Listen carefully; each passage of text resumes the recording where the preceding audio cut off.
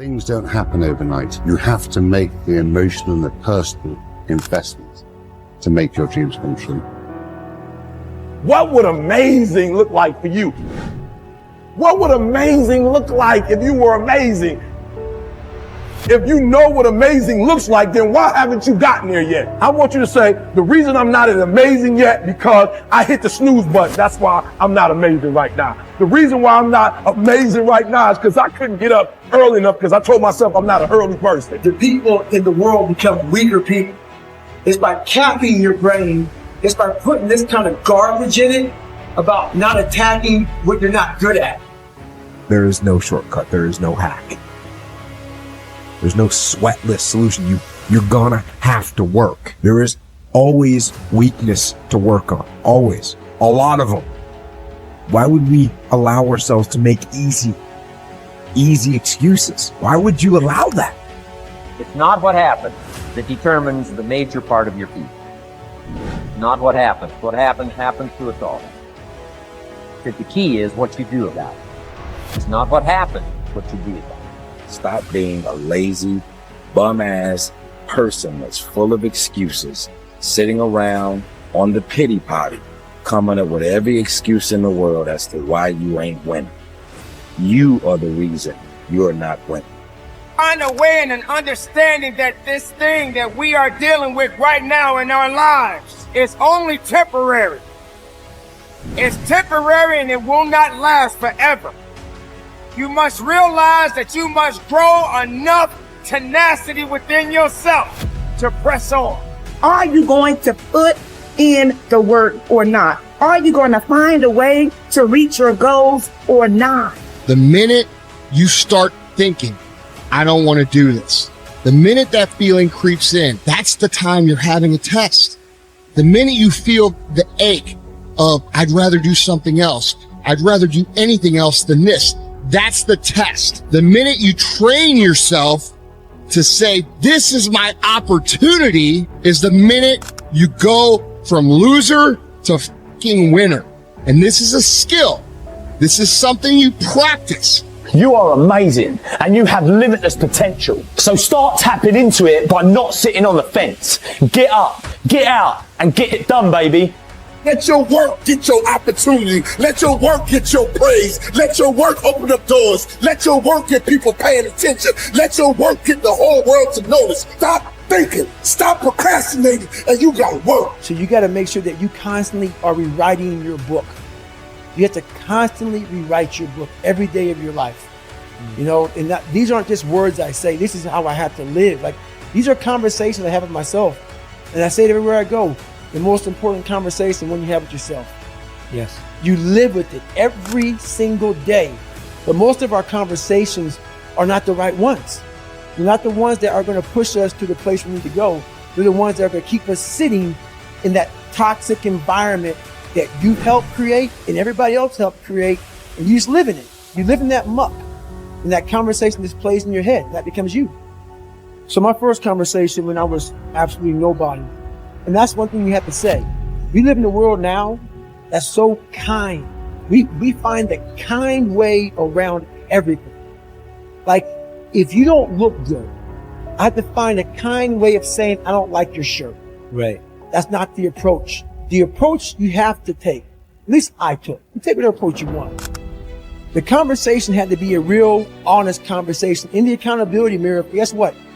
I was fat. Don't find a kind word to say that, you know what, I've gained some weight. No, you're fat. When I couldn't read, not like, hey, you know, you've been learning this again. No, I cannot read. For fourth grade reading level, I'm struggling. And sometimes I call myself stupid. Not in a way to put myself down. So don't take it like, my God, those are so hurtful. Yeah, they're hurtful. It's honest. The conversation has to become an honest conversation of where you're at mentally. Where am I at mentally? I look like I feel like I'm falling behind in school. I'm lazy. My house is a mess. You have to look at what it is and call it what it is. Don't find words to make yourself feel better, because that's what, so we hang around people that make us feel better, that tell us what we want to hear, not what we need to hear. And so we stay away from those people. And we stay away from those people. Like, our internal dialogue becomes that kind, it's okay. It's not okay. So that's where it starts. It starts with that accountability of it's not okay anymore. This can no longer be okay. And calling yourself out for exactly what you are and exactly how you need to fix it. That's where it starts. Take full responsibility for your life. Accept where you are and the responsibility that you're going to take yourself where you want to go. Someone said we have two primary choices in life. We can either accept conditions as they exist, or we can take the responsibility to change them.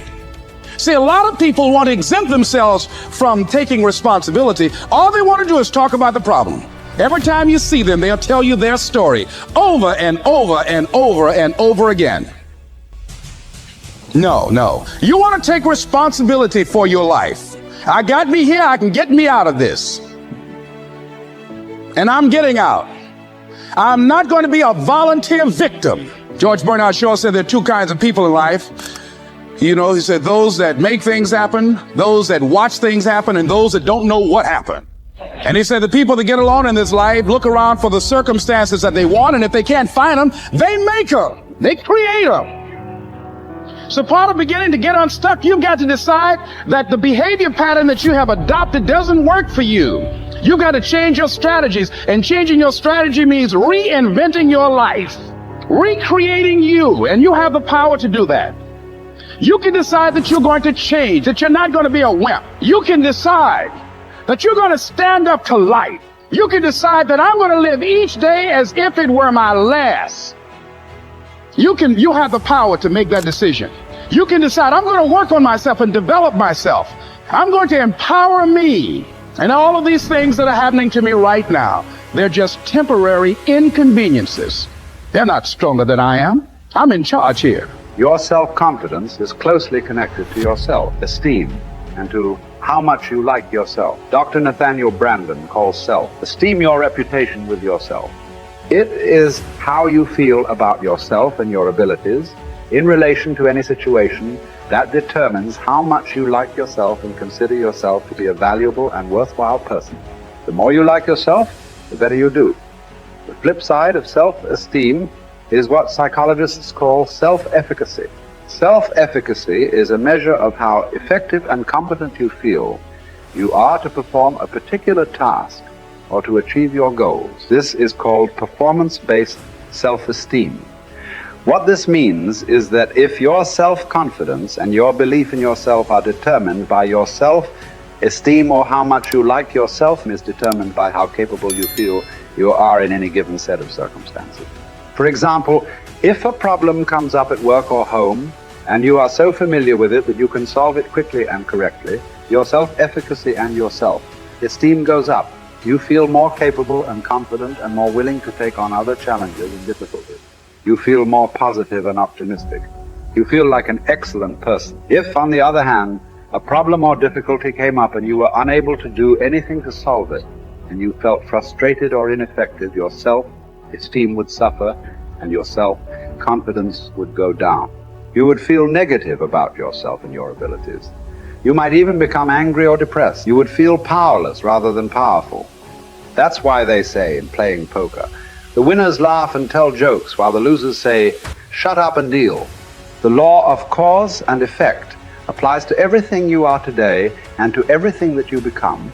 If the effect that you desire is high and unshakable, levels of self-confidence, then it is necessary that you engage in the same behaviors practiced by others who enjoy high and unshakable levels of self-confidence.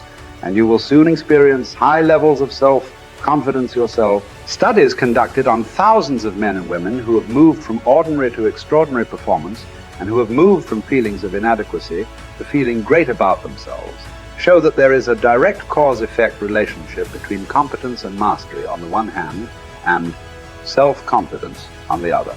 To attain this wonderful, healthy feeling of optimal performance, you need clear goals, challenging standards, regular feedback, total concentration, step-by-step, step success, and a feeling that you are expanding your capabilities to a new, higher level. When you have created a situation in which you experience all of these, you sense that you are working at the outer edge of your own personal envelope. You feel that you are getting progressively better and better at something you are ideally suited to do. And that while you are still working within the range of your capabilities, you are stretching yourself at every moment. When you are caught up in this kind of experience, you often lose track of time. You become unaware of hunger, thirst, or fatigue. You feel calm and clear-headed and euphoric. Tests show when you are in this state of flow, your brain releases endorphins, nature's happy drug, which causes you to feel happy and energized. Often, while you are in this state, the rest of the world seems to slow down.